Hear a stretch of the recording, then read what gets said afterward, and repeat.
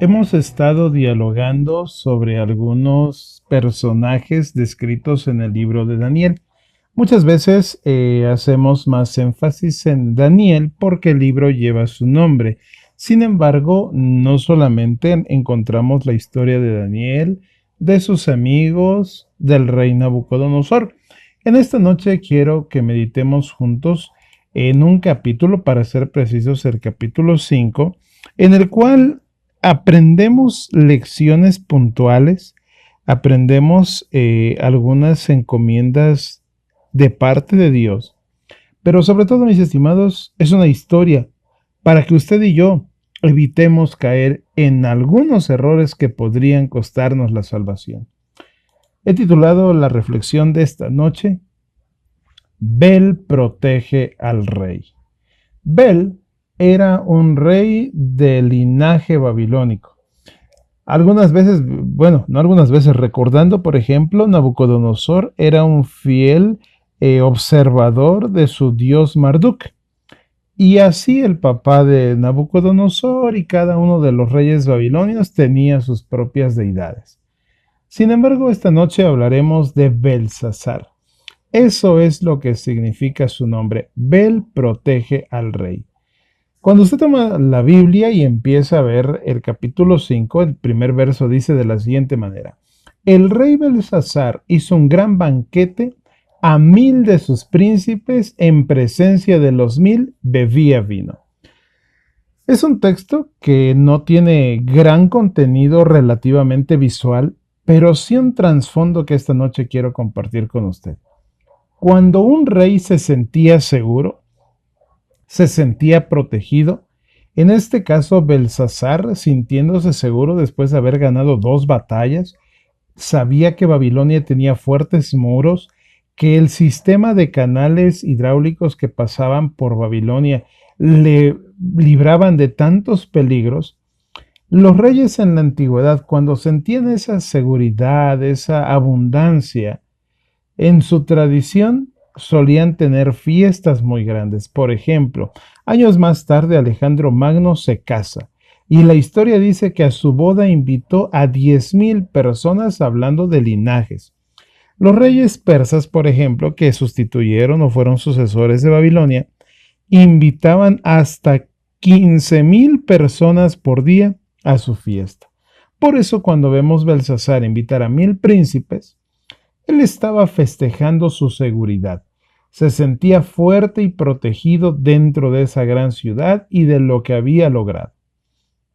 Sin embargo, el verso 2 dice que Belsasar, con el gusto de vino, es decir, al calor de las copas, mandó a que le trajeran los vasos de oro y de plata que Nabucodonosor, su padre, había traído del templo de Jerusalén.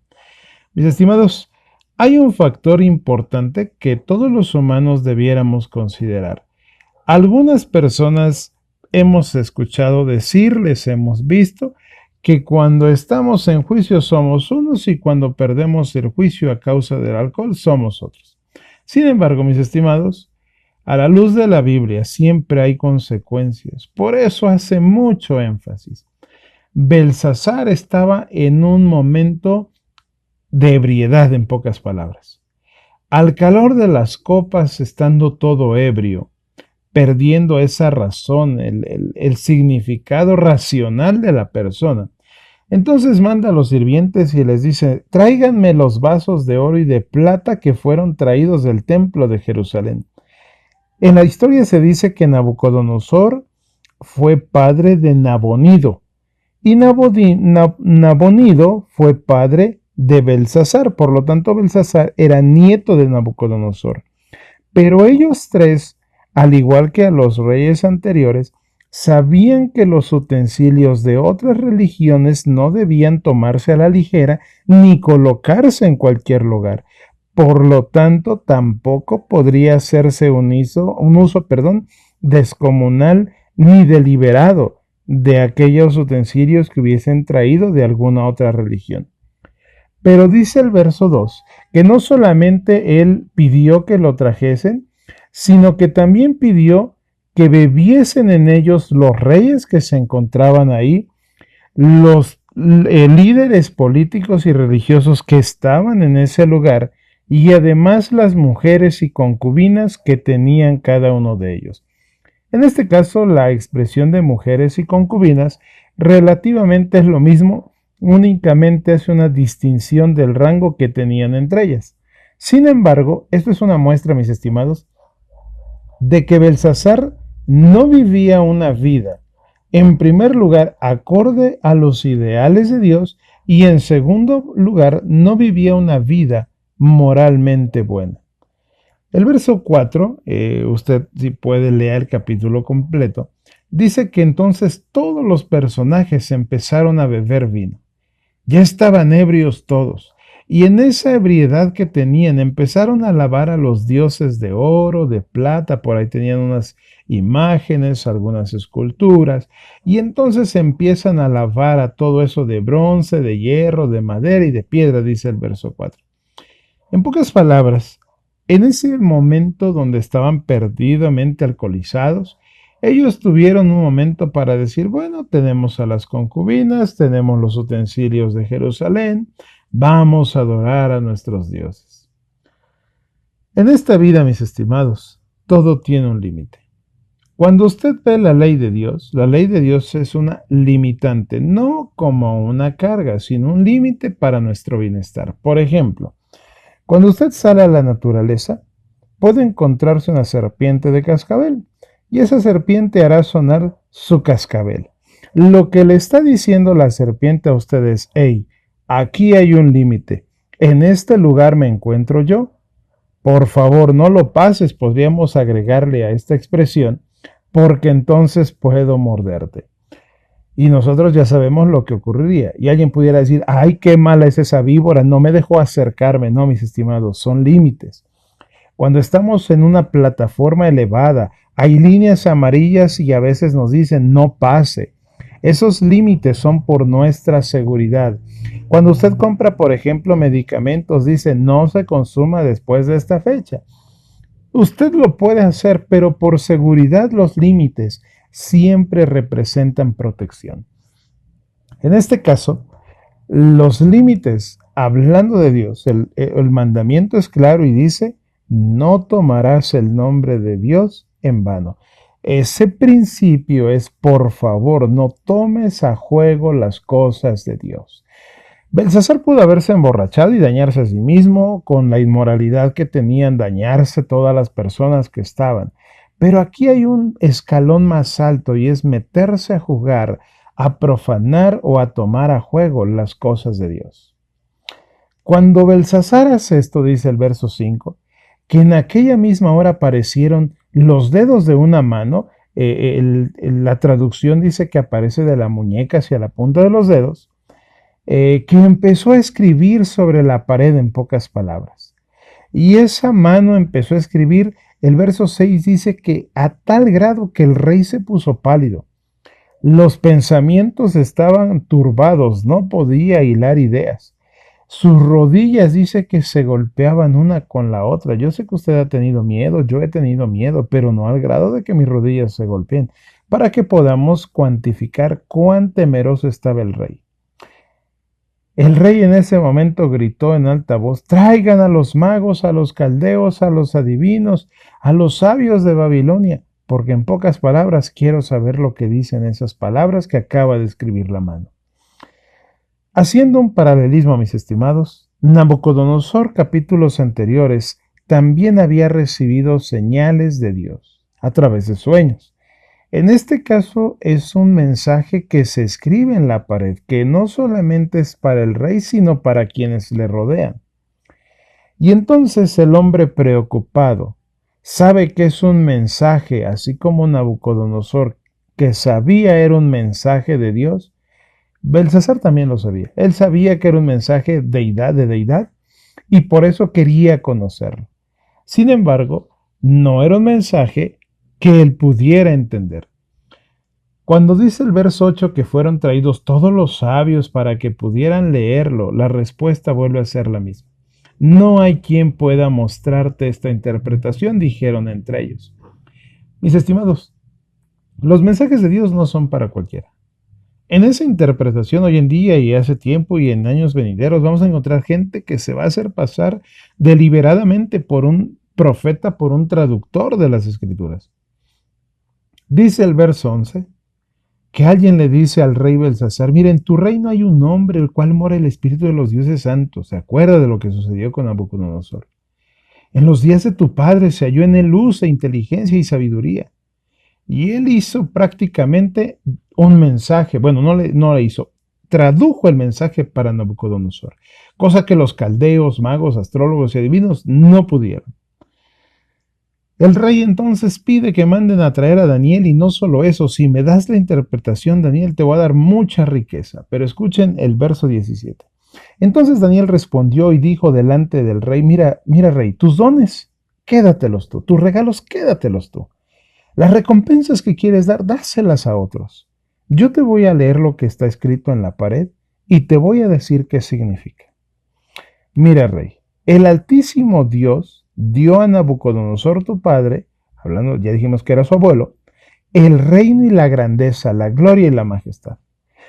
Para hacer una síntesis, mis estimados, le vuelve a dar todo lo que le pasó a Nabucodonosor. Mira, él, por la soberbia, tuvo que ser despojado de su gloria, de su reino, y vivió 7 años como un animal. Las uñas le crecieron, el pelo le creció, comía como animal y el rocío lo mojaba en las mañanas. Sin embargo, le dice, el rey Nabucodonosor reconoció la magnificencia de Dios y le fue regresado su reino. Dos lecciones aquí, mis estimados. Número 1. El servicio de Daniel es un servicio desinteresado. No lo hace a cambio de las riquezas que él puede obtener. Porque un siervo de Dios no persigue la riqueza. Dios le da el sustento. Y la segunda lección que quiero decirles, Nabucodonosor reconoció la magnificencia y le fue regresado su reino. Aquí hay un problema con Belsasar del cual debemos cuidar. Daniel le explica a Belsasar que había un corazón vanaglorioso y perdido. Escuche bien el verso 22.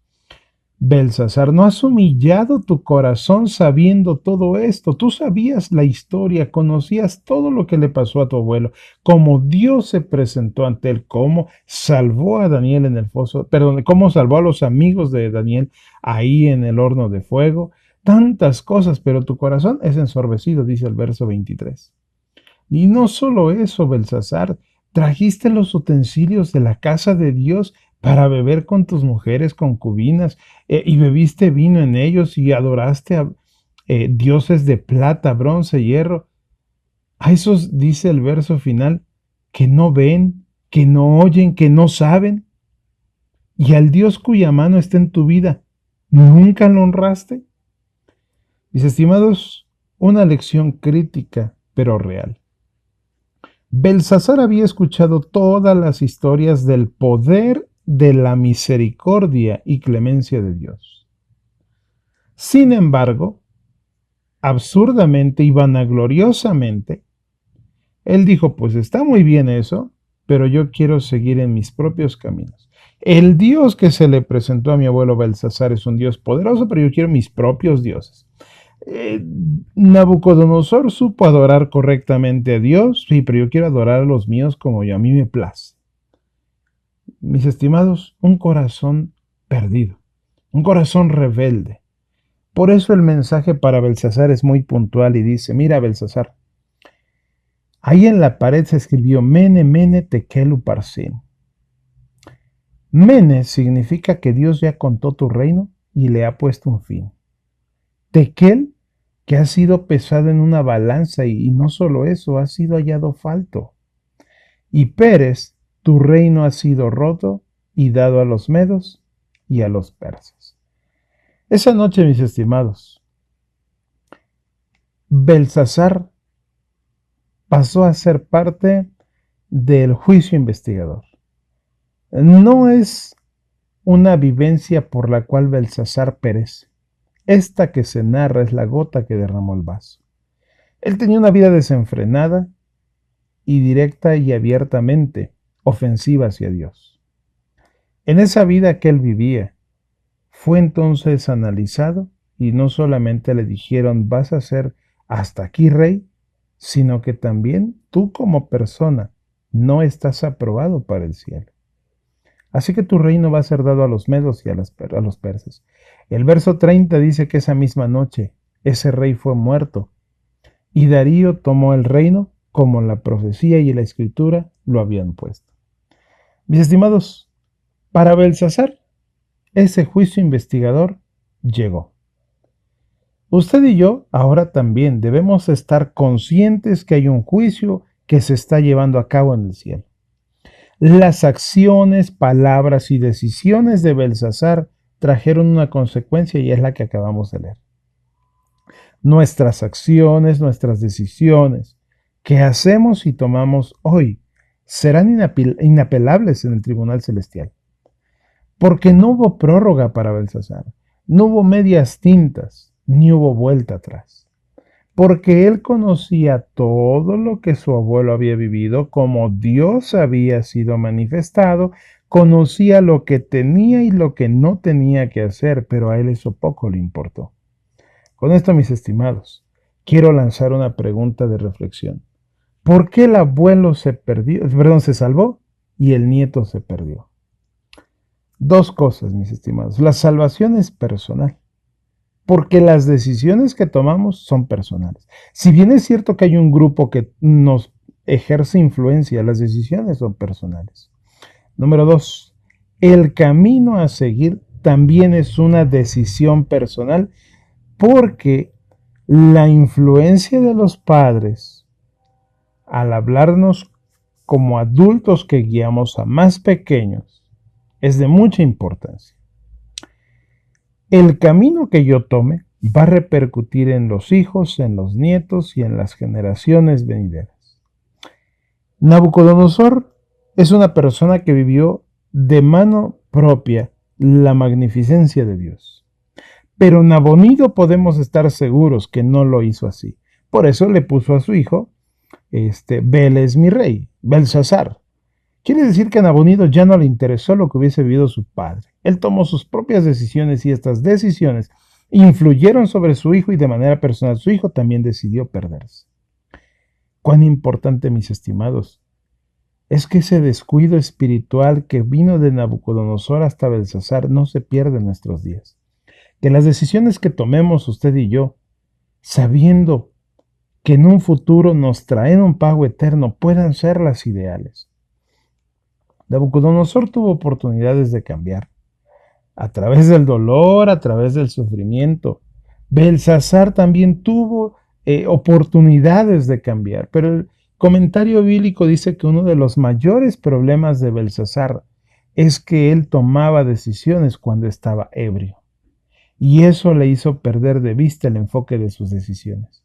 Recuerde que hoy en día no solamente perdemos la sobriedad con el alcohol, hay muchos otros factores que nos hacen perder la sobriedad.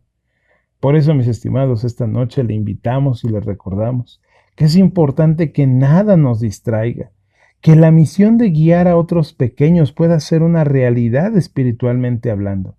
Las consecuencias de Belsasar, el nieto del rey más fuerte que llegó a existir, pudiesen haber sido diferentes si Nabonido hubiese cambiado el método de educación y hubiese reconocido también a Dios. Esta noche, Bel no protegió al rey. Belsasar no pudo librar esa batalla contra Ciro. Porque cuando nosotros nos colocamos en contra de Dios, todo estará perdido. Por eso, mis estimados, les invitamos, animamos y exhortamos a que podamos trazar lazos más fuertes con nuestro Dios. Gracias por habernos acompañado esta noche. Tome un momento para orar con su familia, para tener una devoción personal y no suceda lo mismo que le sucedió a Belsasar. Gracias por haber estado con nosotros. Que el Señor les bendiga.